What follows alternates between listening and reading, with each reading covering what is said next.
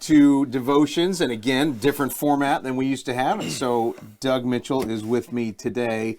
And Doug, I asked you specifically because I thought this would be a movie that has some relation to you and your family's life, somewhat because of where in the country that it took place, but also, more importantly, that you've got football players in your family. So let me ask this first. I'm asking this of everybody. Do you remember the first time that you saw this movie, Rudy?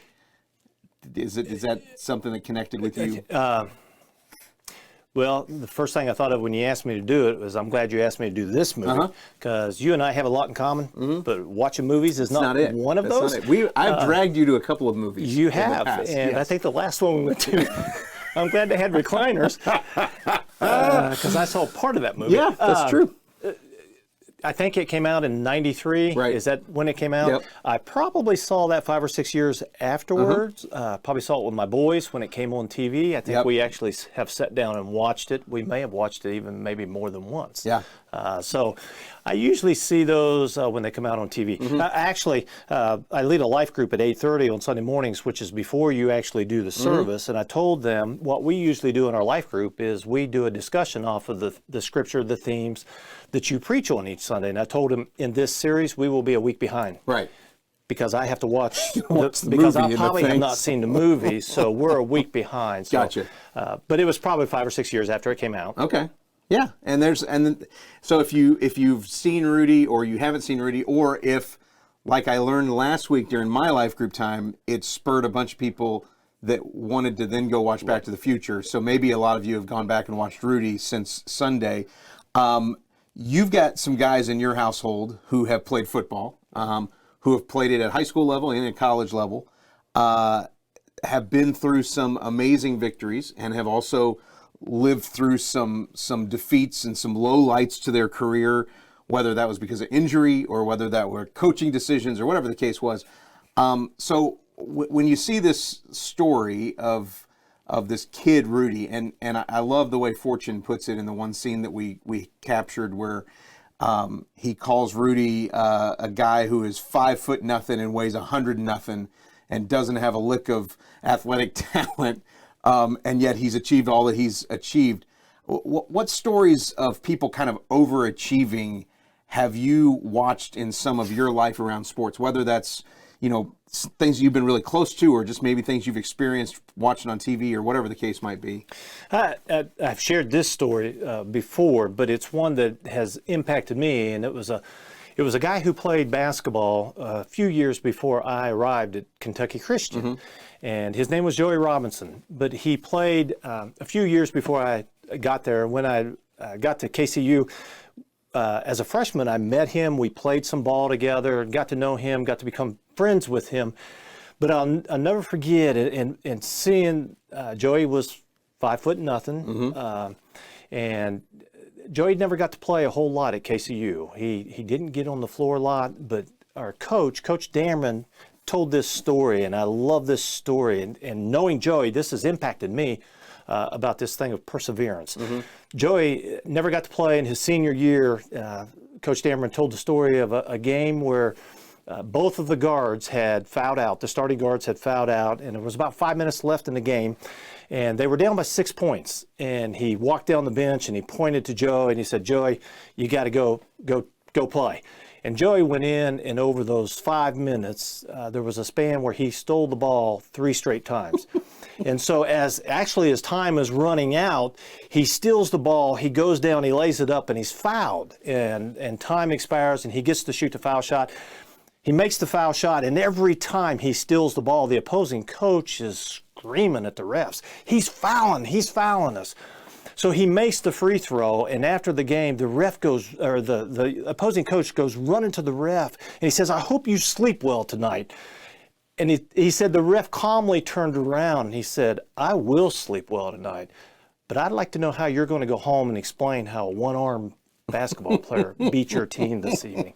Joey only had one arm, and to watch him go out and compete and just give it everything he had, this idea of perseverance, that picture and knowing Joey has stuck in my mind to never give up. Right. Never give up. I mean, great, perfect example of really what Rudy was all about and what we're kind of pointed to in Scripture. And I think there's a lot of people, whether it's sports or whether it's just life. Some of us, my experience, I played basketball in college too, or was on, how does Stacia put it? I went to the practices. And so I think in my situation, if 7 people would have fouled out, I'd have gotten to sit on the bench. It was that kind of thing. So anyway, but with that all said, there's some people, once you kind of get past college or that age, there are dreams that fade away. There are some dreams that are maybe new dreams that you gather. But it's kind of like Rudy, there's dream crushers that come along, whether that's a spouse, whether that's a parent, whether that's a teacher, whether that's just circumstances and situations, or maybe it's just that you start to kind of investigate that dream and find out that it's just way too hard. What do you think kind of gets in the way of dreams that we have anymore? Well, I think there are a lot of things, but one of the things that I think, for me personally, that crushes dreams is when whatever it is that begins to crush that dream, when it starts piling on, that too many times we focus on the struggle, the here and now, the present, and we lose sight, we lose focus on the end goal, the goal that we set, the promise, the whatever the goal is. And I think we have to remind ourselves consistently in those of the goal, of what we're striving to reach. And I think too many times we forget that, and we just focus on what's happening now. Right. We just can't live for the down the road. We can't do that waiting thing. That's the hard piece. Yeah. James 1, 2, and 3, which was kind of our anchor verse for this past week, said, consider it pure joy, my brothers and sisters, whenever you face trials of many kinds, because you know that the testing of your faith develops perseverance. So he says, find delight, maybe find strength in facing tough times, facing difficult times, because those difficult times are going to make your faith stronger. How have you seen that kind of play out? Maybe not so specifically in the world of sports, but how have you seen that play out, maybe in your faith, or maybe just in the development of who you are? Yeah, and I also share this from my life. When Gina and I moved to Elizabethtown, because of some past experiences in my life, one of my greatest fears, if not my greatest fear, was that I would receive word that something terrible had happened to my family back home. We moved away from home. That was my first time really going to college and moving away from home. And that fear, we'd been here a couple years, and I'll never forget, I was sitting in a meeting at church when the door opened, and I was called into the hallway and was told that my mother had been in a terrible car accident that Gina and I, and she had already packed, and we headed for Ohio. And my mother was killed by a drunk driver. And it blew my family apart. My family has never been the same since then. And so it was a dark season. But coming through that season and being able to see God's hand in the midst of that, and being able to see even blessings in the midst of trials and the hurt and the darkness of that, getting beyond that, my greatest fears changed. But there is a seed that's been planted that through that period of time, which is probably one of the darkest times in my life, that God carried me through that. Right.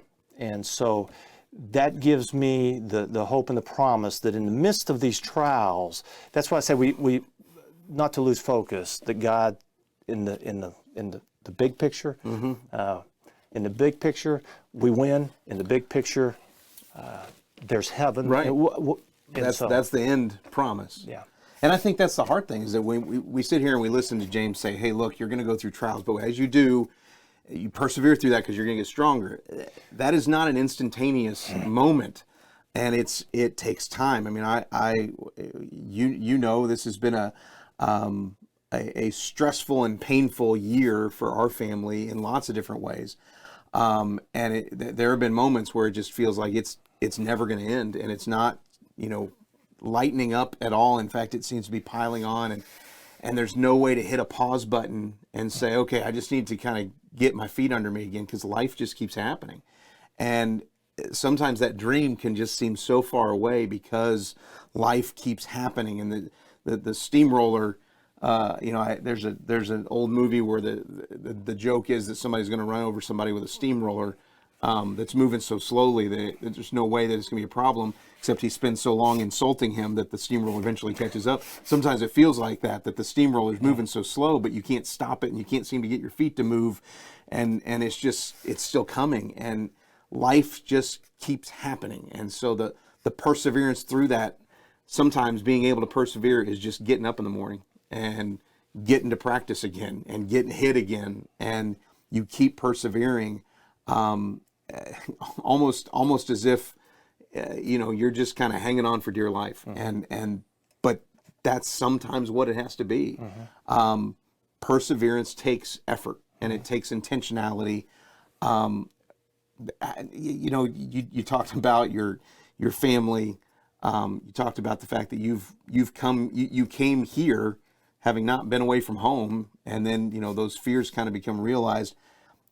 How has that intentional effort of perseverance played out for your family, your extended family, your immediate family, your ministry here? I mean, you've been here a minute, for sure. So how has that impacted you?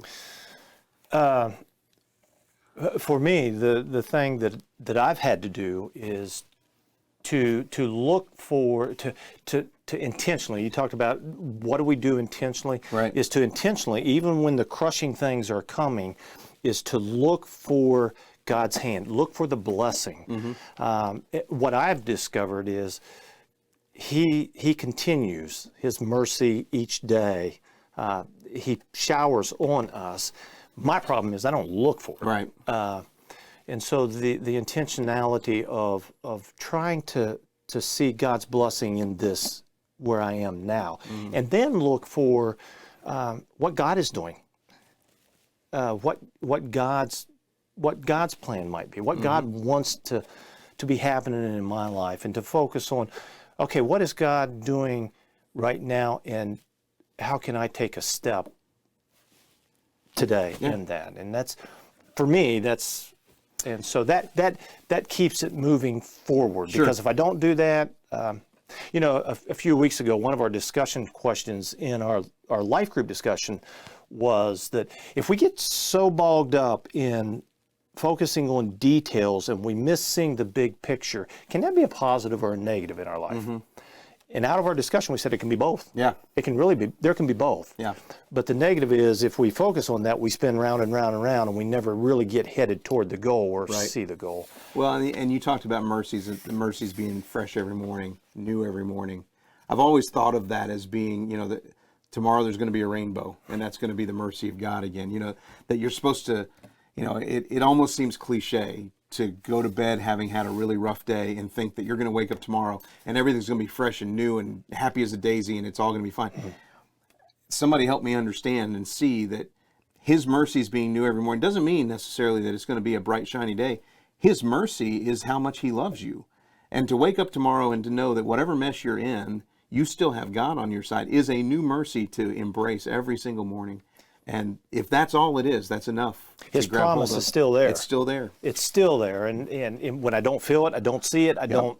And I have to be reminded of that. I have to remind myself of that. I have to continue to look, and that's well. And I don't know that we do that great all by ourselves. One of the areas that you lead here is our life groups, and I know that my life group has been instrumental in helping me kind of stay, at least as best I can, on top of things through this particular year. And so we've got groups that meet every week, that meet every other week, that meet in homes, that meet at the church building.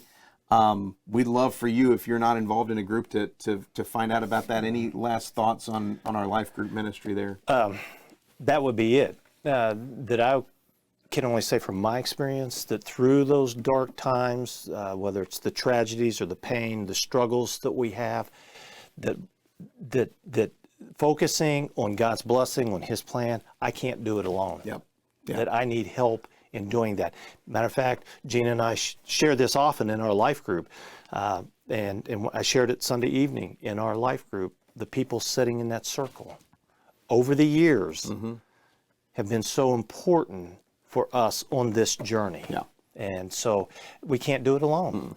No, we got to have each other. We need community, and some of you may be missing that. And so we just encourage you, get in touch with Doug. It's Doug@fccetown.com to find out how you can get involved in one of our life groups, or maybe it's starting a new group with some folks that you know. And so we'd welcome that as well. Well, we've got a new movie that's coming this Sunday. I'm not going to tell you what it is, but I am going to tell you what I told everybody Sunday, and it's an epic movie, and we're trying something different with this particular Sunday at the movies than we have tried in any other thing. So it's a brand new idea that we haven't tried yet, and we're going to try it this Sunday and hope that you will be here with us for it, 9:30 and 11 o'clock and 11 o'clock online. We will see you later. Have a great rest of the week.